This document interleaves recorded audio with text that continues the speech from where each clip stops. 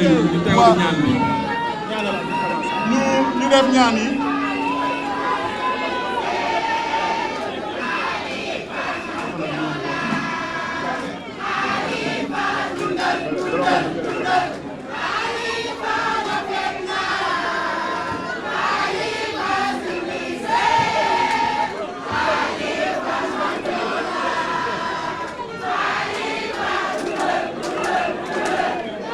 waaw ñu def ñaan bi ñu def fatiha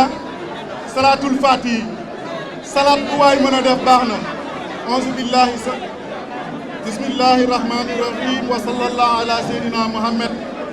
allahumma salli ala sayyidina muhammad al-fatih lima uliqa wal khatimi lima sabaqa nasiril haqq bil haqq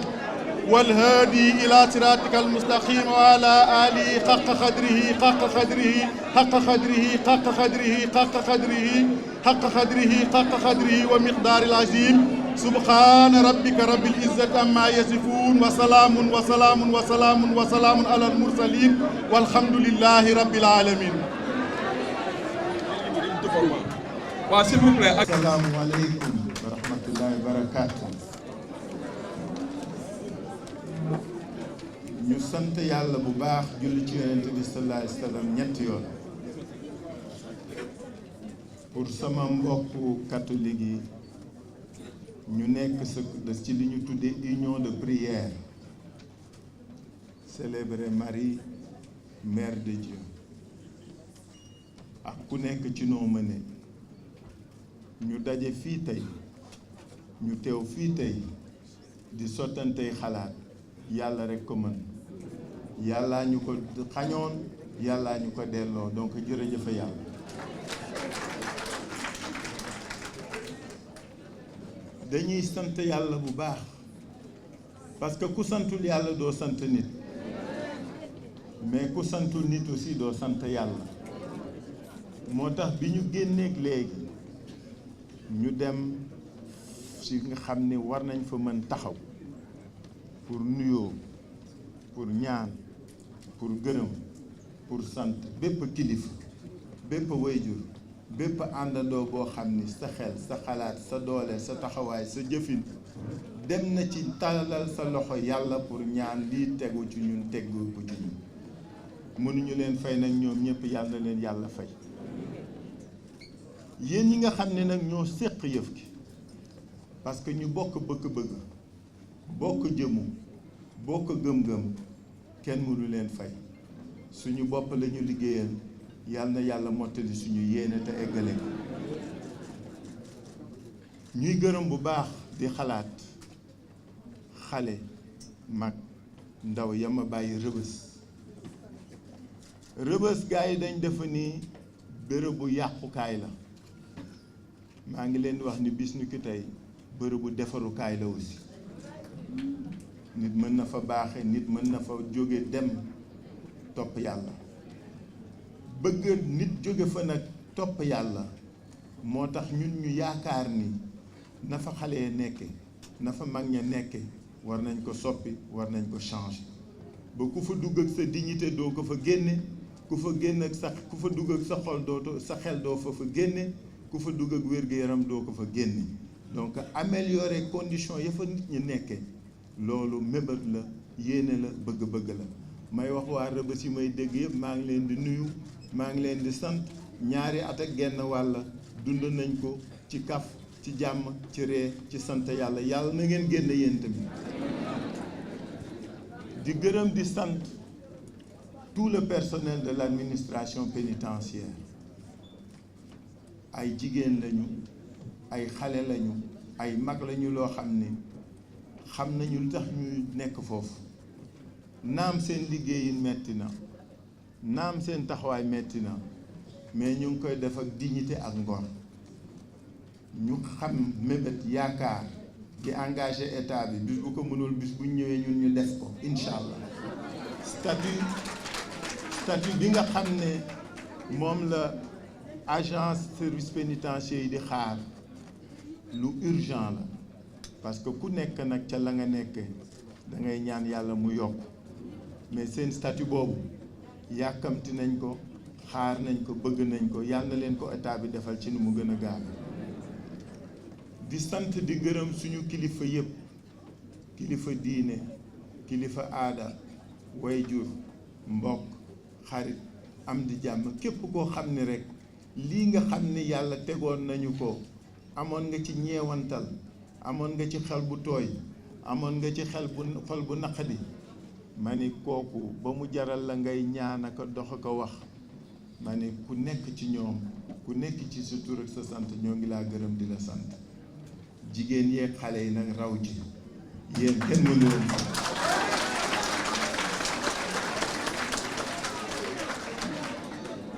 mais li ma bëgg ñun ñëpp ñu jànge ko ci lii, li ma bëgg ñu jànge ko ñun ñëpp ci lii mooy yàlla ku mu teg nattu rekk moo xam lu tax mu teg la ko.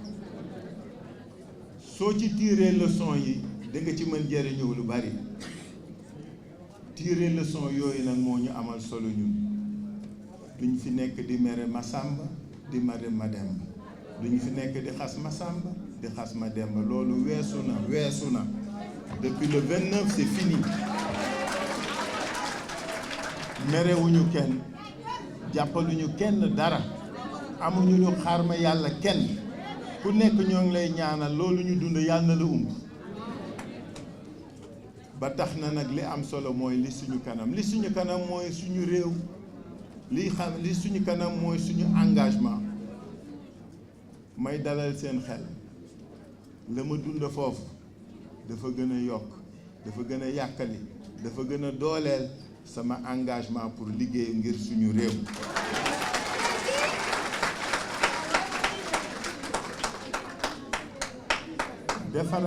defar suñu réew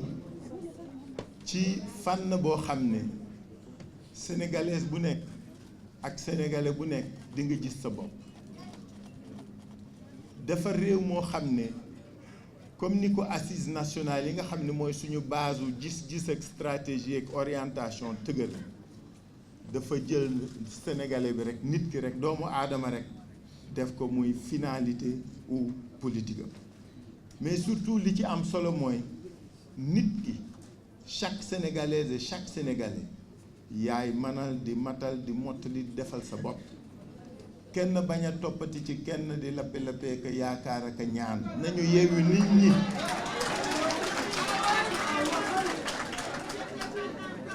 li koy def jàng la, système éducatif bi ñu xoolaat ko, formation professionnelle bi ñu xoolaat ko, xool nag nan la ñuy doxale réew mi ba yenn tolof yee, yenn jalgati yi ak yenn yi bañatee am.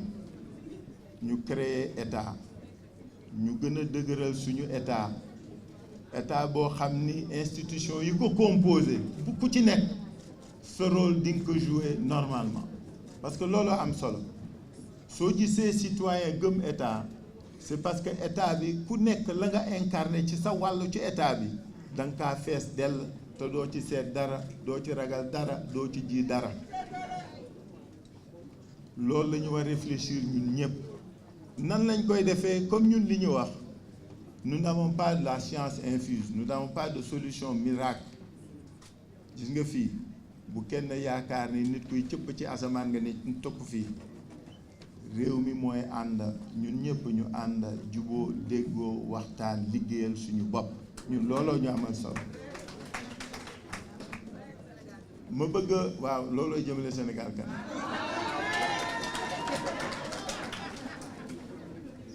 parce que xam nga li am solo mooy réew mi tollu woon na foo xam ni nit ñi defe nañ ni yaakaar daf fiy jeex, mais yaakaar gi ko li koy dekkal, li koy def ku nekk ci ñun lay doon. il faut que chacun de nous soit porteur d'espoir. pour qu'il soit porteur d'espoir, il faut que moom mu gëm boppam, gëm réewam, xam ni réew mi nag kenn ëppalewu ko ci. nañu libérer nit ñi ci ñun homme politique yi. nit ñi yaakaar ni ku politicien dimbaliwul doo dem, ku ñu jàppalewul doo dem. nañu gëm yàlla, gëm suñu bopp, daañu dem. sénégalais bu mel noonu la ñu bëgg a tabax. gis nga li nga xam ni moom la ñu am, muy pétrole bi ñuy wax ak muy naaj wi ñuy am ak lépp lu ñu yàlla jox, suñu ko gëmee gëm suñu bopp xam ne ñun dong ñoo ko war defar kenn duñu ci fekk si daañu dem moo tax sànq li ma wax ci français man leen il faut que cette économie extravertie nga xam ne li ëpp ci li ñu am dañ kaa jéggaani naam nañu jël li ñu am ñu defaree ko fii normalement si dans un horizon de 15 à 20 ans on acceptait de nous affranchir de l'importation du pétrole et de développer le solaire réew mi mën gis kanam ñu bañ importer benn emprunt fexe ba créer ay sociétés yuy defar fii loolu moo am solo nañu inversé bu ñu yaakaaree bitim réew nañu yaakaar suñu bopp loolu la ñuy doxale réew mi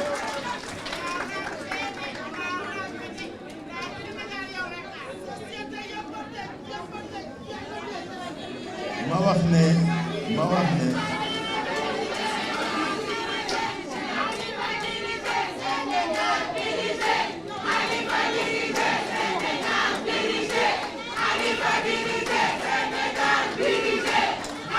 merci beaucoup même ma wax ne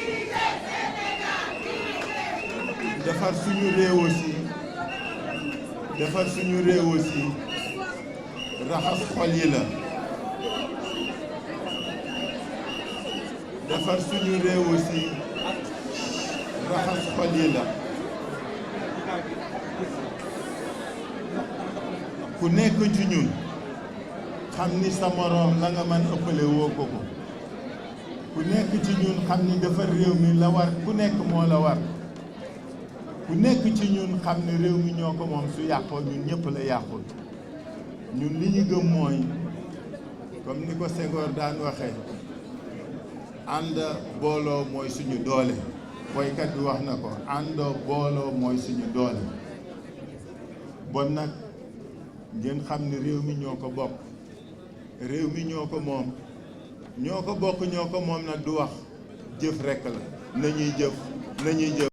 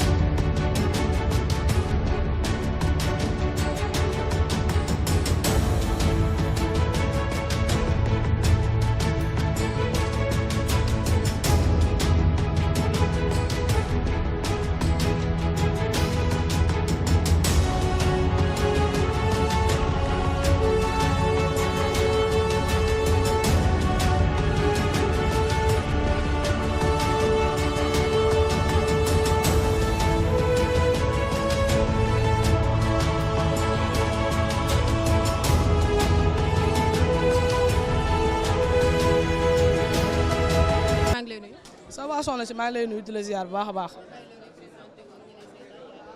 asalaamaaleykum mbokk yi maa ngi tudd Soda Marème Lo dëkk cité Hacienda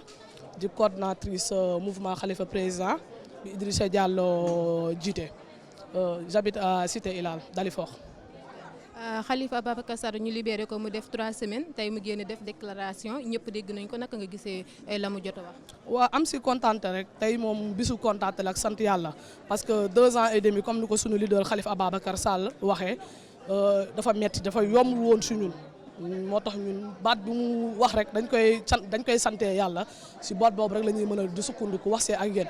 ndax yàlla moo yor jaamam lu ko soob rek loolu lay def te ba mu jeexee yaakaar naa ni képp gis nga sa boobu ñëpp kontaan nañ si ko donc dañuy sant yàlla di gërëm yàlla bi mu indiwaatee Khalifa Sall ndax Khalifa dafa nekk nit koo xam ne ni yaakaaru Sénégal la mu nekk nit koo xam ne ni nit ku diñ la nit ku baax nit ku bëgg réewam ndax bëgg réewam moo ko teg rëbës ga mu nekk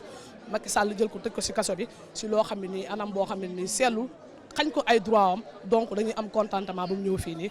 bañ mën a àggale suñu mbëbër si moom mooy def ko président Sénégal incha allahu rabi. waaw ñu gis ko ba muy ñëw yéen jeunes yi ni ngeen ko accueillir macha allah lu waral accueil boobu bu dëgër boobu. non engouement bi lii mënul ñàkk ndax Khalifa ñun amuñu ku ko sut ci Sénégal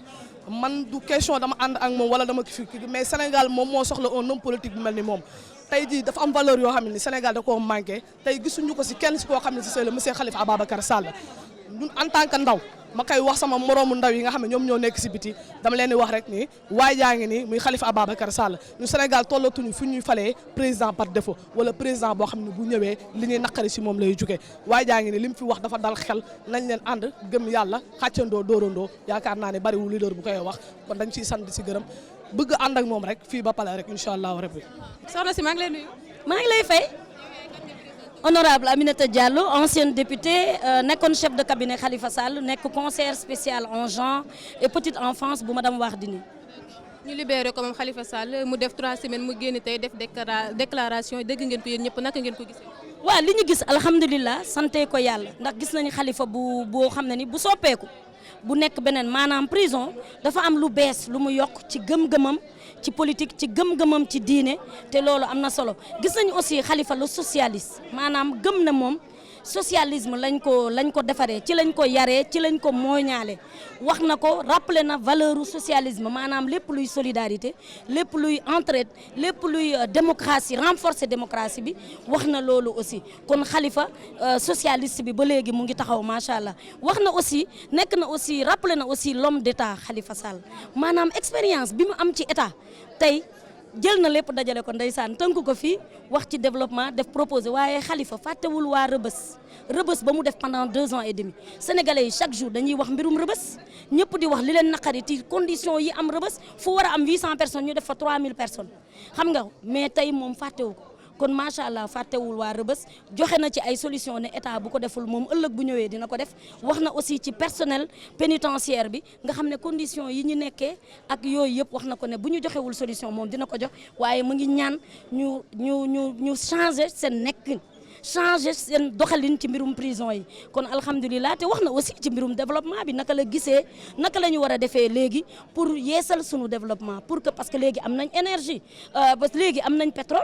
waaw am nañ gaz nee na nañu utiliser solaire bi pour gën a mën a développer wu parce que courant dafa cher waaye solaire bi moom naaj bi la nañ ko utiliser pour gën a mën a gaaw pour gën a mën a biral mbir yi kon nag Khalifa joxe na fi ay piste l'homme d'état kontaan nañ te wax na aussi que mu ngi gën a renforcer wu pour dem ci kanam ñun aussi ak moom ba 2024 incha allah. ci déclaration boobu mu def lan moo la si gën a marqué. li ma ci marqué mooy benn mooy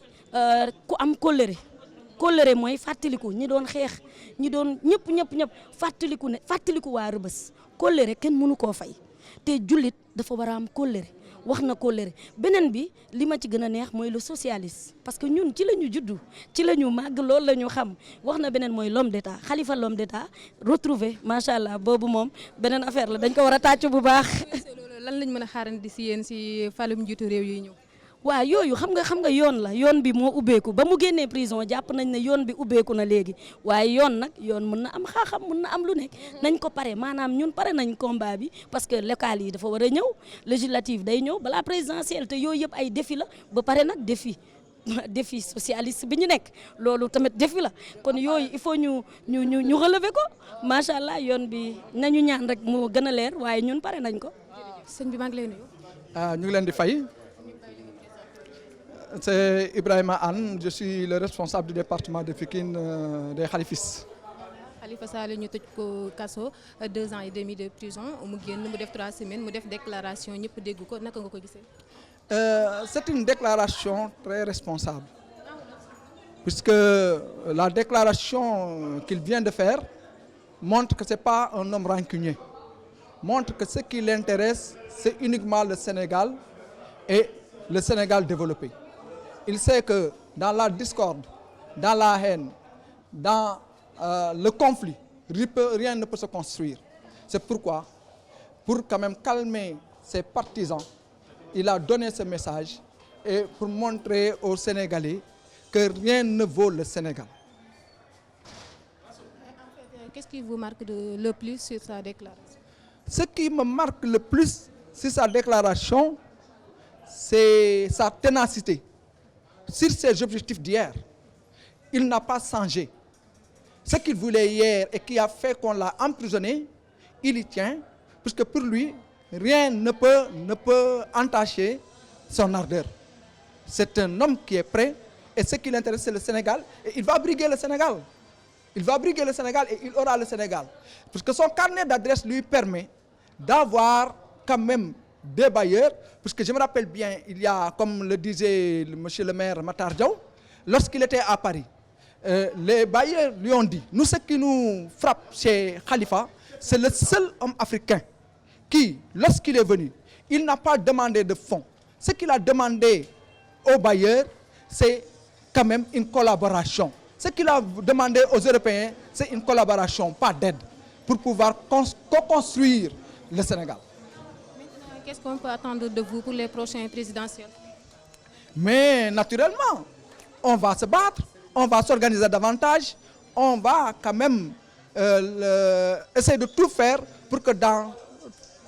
toutes les contrées, qu'on soit présent pour quand même l'amener au pouvoir. Parce que Khalifa Sall, c'est l'homme qu'il faut pour quand même le Sénégal présentement. C'est un homme de consensus. Avoir le rapport qu'il a avec les religieux, avoir le rapport qu'il a avec les politiques, avoir les rapports qu'il a avec la société civile, on sent que c'est un homme de consensus. Et le Sénégal a besoin de cet homme-là. On ne veut pas quand même des revanchards pour gérer ce pays. Aïssatou Fall, ñu ngi lay nuyu. maa ngi leen di fay bu baax. waaw man Aïssatou Fall laa tudd nekk membre du Haut Conseil des collectivités territoriales en même temps coordonnatrice des femmes khalifistes.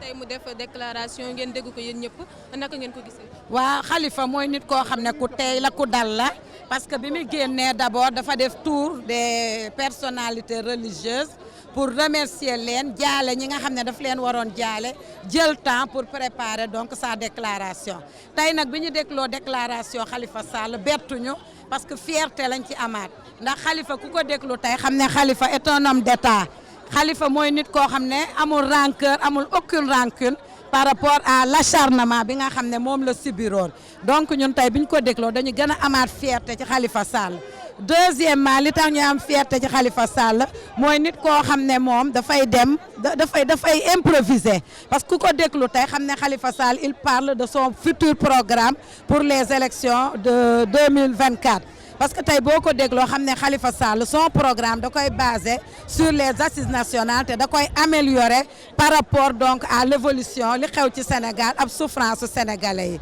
te li ma gën a neex aussi ci waxtaanu Khalifa Sall ci li mu wax mooy il reste socialiste et que c'est un homme de gauche donc c'est important pour nous li ñu déglu.